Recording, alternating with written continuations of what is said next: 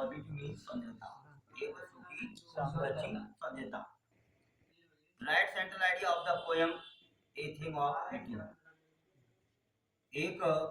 वस्तु की सच्ची सौंदर्यता के बारे में केंद्रीय भाव लिखो। देखिए सभी जो बच्चे हैं ध्यान से सुने और चैनल के लिए सब्सक्राइब अवश्य कर दें, ठीक है। द सेंट्रल आइडिया या the central idea of the poem, central कहते हैं केंद्रीय, आइडिया में भाव या विचार, ऑफ द पोयम मीन कविता का, कविता का आपको क्या लिखना है, ये भावना या भाव या विचार क्या कह रहे हैं वो आपको एक वस्तु की सौंदर्यता के बारे में आपको बताना है। लाइज कहते हैं झूठापन, in the very opening, very बहुत ओपनिंग कहते हैं यानी शुरुआत करना, ओपनिंग मीन शुरुआत करना,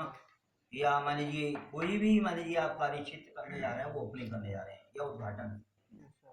line of the poem, line mean पंक्ति, ऑफ द पोएम मीन कविता की, ए थिंग ऑफ ब्यूटी का मतलब है एक वस्तु की सौंदर्यता के बारे में ये बता रहा है, ये समझाने जा रहा है, कह रहा है, क्या कह रहा है, ये कवि का क्या कहना, एनी ब्यूटी, एनी मीन्स कोई, और ब्यूटीफुल मीन्स सुंदर, ऑब्जेक्ट मीन्स कर्म या काम, इज मीन्स है ऑलवेज सदैव सदा, और ट्रेजर्ड कहते हैं कोई किसी प्रकार की परेशानी उत्पन्न, तो कोई भी मान लीजिए किसी कार्य की या कर्म की यानी सुंदरता सदैव क्या है वो कभी कभार वो हमको क्या करती, परेशान करती है इन आवर माइंड, हमारे दिमाग में बैठ जाती है, कोई टेंशन भी तनाव हो जाता है, वो हमारे दिमाग में बैठ गया, वो कहने लगा बिकॉज, क्योंकि इट प्रोवाइड्स, मीन ये प्रोवाइड्स कहते हैं यानी प्रदान करना, या हम जो है किसी वस्तु को प्रोवाइड कर रहे हैं या हम किसी एजुकेशन शिक्षा के लिए प्रोवाइड कर रहे हैं, एज इंटरनल एंड मीन्स हमको, और इंटरनल कहते हैं प्रवेश करना, इंटरनल प्रवेश करना या उसकी यानी बारे में अवगत कराना, एंड मीन्स और एवर लास्टिंग जॉय, एवर कहते हैं सदा, सदैव हमेशा, और लास्टिंग अंततः, जॉय मीन आनंद प्राप्त होता। आगे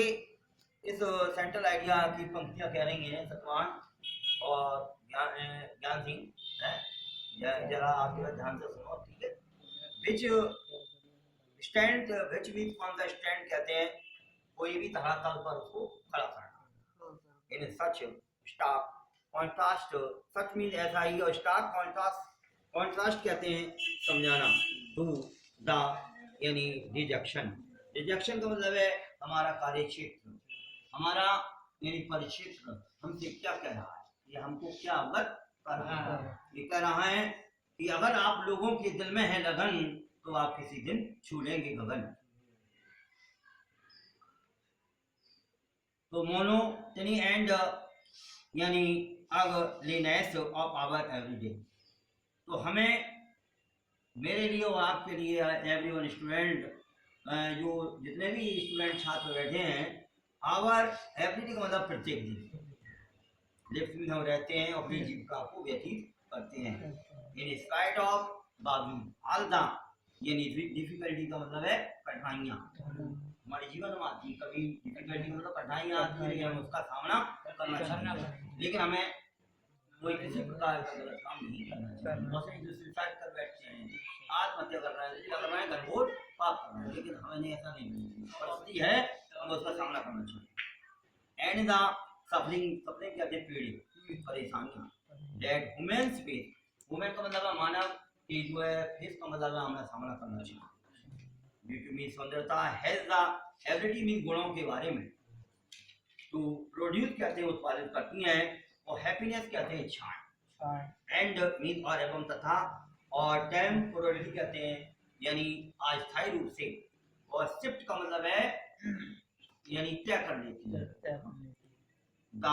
वर्जन कहते हैं भार बोझ, वुमेन्स वियर, वुमेन मानव, वियर भी सहन कर लेता है, हाँ, तो पर खुदी को बुलंद इतना खुदा खुद,